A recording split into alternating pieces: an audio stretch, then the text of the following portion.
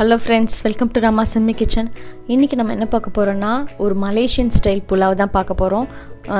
ரெகுலரா நம்ம பண்ற மாதிரி தான் இருக்கும். ஆனா கடைசியா ஒரு இன்கிரிடியன்ட் சேர்த்திருக்கேன். ரொம்பவே டேஸ்டியா இருக்கும். கண்டிப்பா மிஸ் பண்ணாம பாருங்க. வாங்க இப்போ இது எப்படி பண்றதுன்னு பார்க்கலாம்.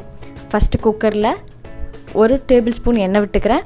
1 டேபிள்ஸ்பூன் நெய் விட்டுக்கிறேன். ரெண்டுத்தையும் கலந்து சேர்த்துக்கலாம். நம்ம எப்பவும் தாளிக்கிற பிரியாணிக்கு தாளிக்கிற பட்டை, கிராம்பு, ஏலக்காய், அன்னாச்சி மொக்கு எல்லாமே தாளிச்சிக்கலாம். பச்சை மிளகா ஒரு 7-8 சேர்த்துக்கலாம். லைட்டாக கீறி இருக்கேன். ரொம்ப காரமாக இருக்கக்கூடாது. இது லைட்டாக ஒரு மைல்டான காரம் இருந்தால் போகிறோம்.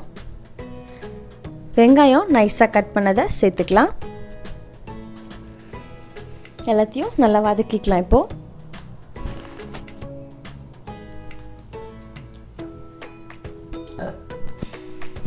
இது கூடவே 2 டேபிள் ஸ்பூன் அளவுக்கு இஞ்சி பூண்டு பேஸ்ட்டு சேர்த்துக்கலாம்.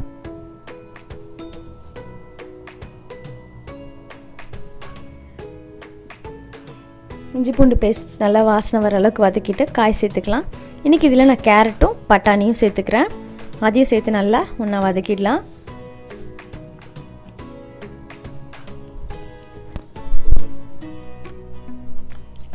இப்போது 1 டீஸ்பூன் அளவுக்கு மிளகாய்த்தூள், தனி மிளகாய்த்தூள் சேர்த்துக்கிறேன். ஒரு வாட்டி கலந்துடலாம். அதை 1 டீஸ்பூன் மஞ்சத்தூள் சேர்த்துக்கலாம்.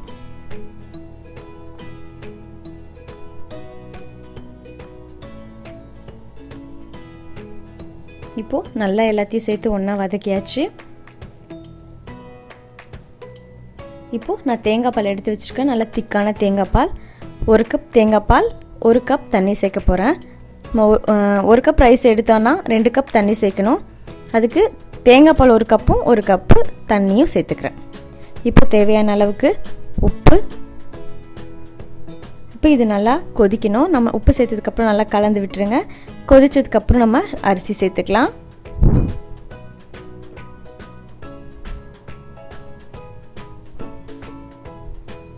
இப்போது நல்லா ஒரு கொதி வந்து நல்லா நுரைச்சி வருது.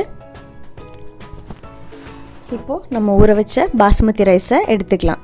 ஒரு 10லேருந்து 15 நிமிஷம் ஊற வச்சுட்டு வடிகட்டி வச்சுடுங்க. அப்போ தான் நல்லாயிருக்கும். இப்போ ரைஸ் சேர்த்தாச்சு. உப்பு பார்த்துட்டு இப்போ நம்ம இதை குக்கர் வந்து மூடி 2 விசில் வர வரைக்கும் வச்சிடலாம். இப்போ நம்ம இதில் புதினா எதுவுமே நம்ம சேர்க்கல, அதனால சூப்பராக இருக்கும்.